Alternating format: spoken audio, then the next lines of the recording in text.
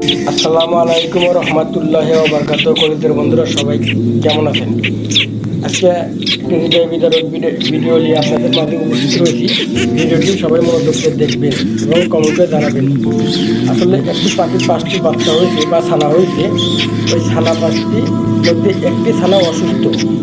তো এখন ছানার মা পাখিটা এখন কী করবে? সে তো ডাক্তার করে না, হসপিটালে করে না, একটা নিয়ে চিকিৎসা করবে।